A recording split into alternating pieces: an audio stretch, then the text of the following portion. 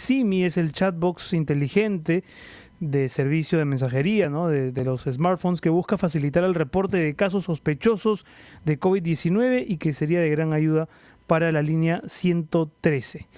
¿Quiénes son los creadores, Renato? Eso es lo más interesante. Estamos hablando de dos jovencitos peruanos que han ido a perfeccionar sus conocimientos al extranjero y han creado, a ver, ¿cómo llamarlo? Yo, la verdad, aquí me supera un poco la tecnología, porque tú has mencionado unas palabras como chatbox, SMS, smartphone.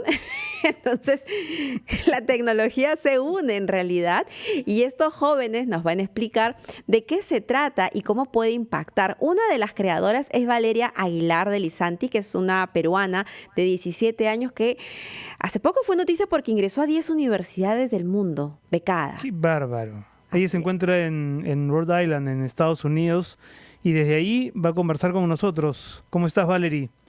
Buenas Hola, noches. ¿cómo están? ¿Qué tal, Valerie? Aquí también, buenas noches. ¿Cómo estás? Valerie, por favor, cuéntanos así, como para que todos podamos entender de qué se trata este proyecto.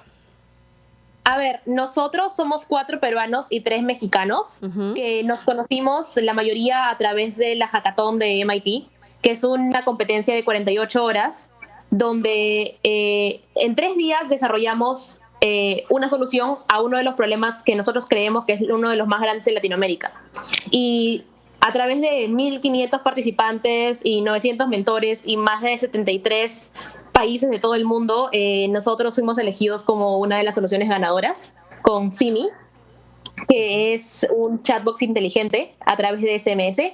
Y uno de los mejores anuncios que quiero decir es que Simi no solo es para smartphones, sino también serviría como, al ser de SMS, serviría para cualquier tipo de celular, lo cual lo haría mucho más accesible a zonas rurales, por ejemplo, donde muchas personas no tienen acceso a Internet. A ver, Valerie, explícanos qué es un chatbox.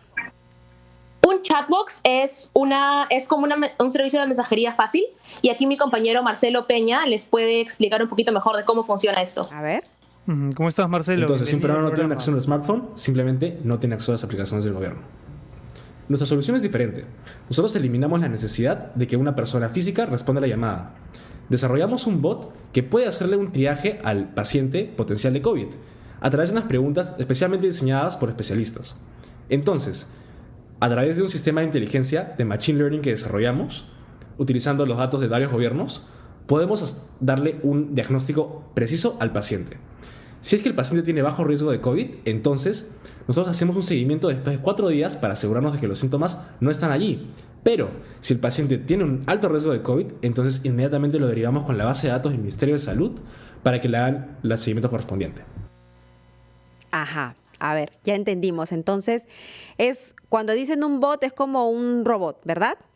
Que va a ir haciendo un sistema inteligente. Un sistema inteligente que te hace preguntas. Supongo que esas preguntas son si tienes alguno de los síntomas relacionados a COVID-19, si has estado en contacto con algunas de estas personas que han tenido COVID-19, o sea, un triaje. Claro, pero una de las cosas que nosotros también hacemos hincapié es que antes de hacer todo ese tipo de preguntas, registramos a la persona. Ajá, ¿Por qué? crean una base de datos. Registramos con el DNI. Y acá mi compañera Valeria Wu les va a explicar un poquito más de el problema en sí, por qué decidimos hacer este registro a través del DNI. Hola, mi nombre es Valeria Wu, soy una estudiante en la Universidad de Stanford y también integrante del proyecto Simi. El problema que exploramos para este hackathon fue de que las líneas hoy día en el Perú estaban demasiado saturadas. Y no solo eso, pero también descubrimos que las líneas y las llamadas que se hacían en la 113, la mayoría o más del 50% de estas llamadas eran llamadas falsas. Entonces el problema que queríamos resolver era de qué manera podíamos reducir la saturación de estas líneas para que haya más tráfico y más data. Buenísimo. Y claro, y así, bueno, logras varias cosas con eso, Valeria. Me imagino que, ¿cuál es el objetivo central? Primero, servir como filtro también para el Ministerio de Salud, ¿no? Para los hospitales, para evitar el colapso, para evitar la saturación.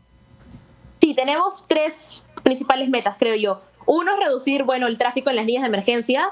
2, hacer el servicio más accesible a personas en zonas rurales. porque nosotros tenemos una gran web donde puedes registrar tus casos, pero lamentablemente mucha gente en otras zonas no tiene acceso a internet, o hay muchas personas que no saben cómo manejar estas redes, ¿no? Y bueno, tercero es que este proyecto podría servir como un piloto para expandirlo a otras zonas de Latinoamérica y del mundo, ¿no? Claro, y ahora que se habla tanto de hacer este seguimiento a las personas que han sido contagiadas de COVID-19, pues sería una herramienta más. Valeria, qué sorpresa de verdad y qué orgullo poder escuchar de la voz de 3 peruanos que han obtenido la oportunidad de estudiar en el extranjero, que puedan colaborar de esta manera con el país. A mí me sorprende mucho porque, claro, hay conocimientos de tecnología, pero también hay mucha creatividad, ¿no?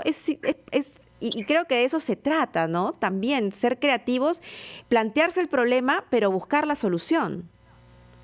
Sí, y yo creo que también una de las cosas bien importantes es que nosotros vimos potencial en poder no crear una cosa nueva, sino mejorar lo que ya existía. Y creo que ese es uno de los principales datos que nosotros queremos aportar, que es que no queremos tener una base de datos separada para no simplemente duplicar la data y duplicar todo lo que ya existe, y duplicar esfuerzos, sino más bien combinarlos. Además es un proyecto que se ajusta a la realidad peruana. ¿Tú qué opinas, Valerie, por ejemplo, de lo que ocurre?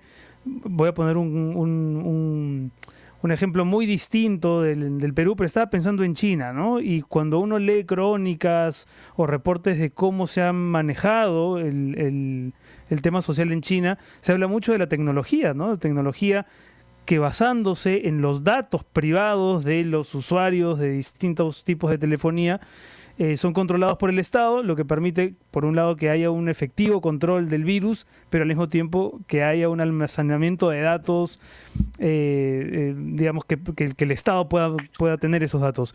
¿Tú crees que eso podría llegar a ocurrir en el Perú? ¿Tú eres partidaria de ese tipo de modelo o no? Yo creo que para el Perú todavía es un poco complicado hablar de un modelo donde todo depende de un smartphone, especialmente por el contexto nacional donde muchas áreas rurales no tienen acceso a internet. Por ejemplo, la Amazonía, estamos hablando de zonas de la sierra, incluso de la costa. Entonces es un poco complicado hablar de eso ahorita a corto plazo. Y yo en lo personal creo que uno de los principales factores es comenzar por llegar a estas personas antes de ver siquiera cómo monitorearlas, primero claro. Identificarlas. Cerrar la brecha, sin duda. Exacto. Valerie, tú estás recién en tu primer año, ¿verdad? Estudiando sí. en Estados Unidos. Sí. Y de ahí, este es tu pregrado. Sí, es mi pregrado. Que después irás por un posgrado. Imagino. Ya veremos. Todavía no estoy segura de qué es lo que me depara. Todavía no he decidido bien, pero probablemente sí. Te lo pregunto porque es un orgullo escucharte a ti, escuchar a tus compañeros, y nos encantaría que ese capital humano pues en algún momento regrese al país para también nutrirlo, ¿no? Porque se necesita gente como tú, de verdad. Muchísimas gracias por darnos esta alegría, Valerie. Gracias a ustedes.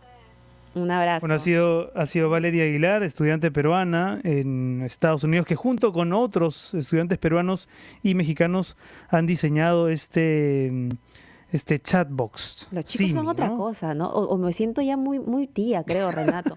Porque los chicos ahora son pilazas, de verdad. Te has acordado seguramente cuando tú estabas en la universidad y sacabas tu PowerPoint. Años estaba en otra nota, claro. Los chicos ahora, con la tecnología, son mucho más interactivos, ¿no? Porque ahora lo que hace la educación ahora es estimular el sentido crítico y la creatividad. Claro. Es otra generación, totalmente diferente. Con tu papelógrafo. Tu papelógrafo ahí. Con la cartulina, explicar, bueno, en fin.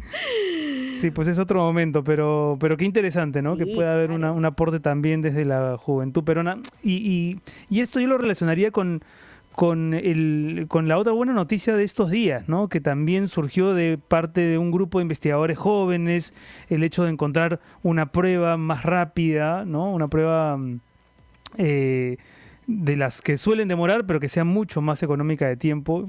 Eso me emociona cuando hay investigación científica que ojalá sea apoyada también por el Estado.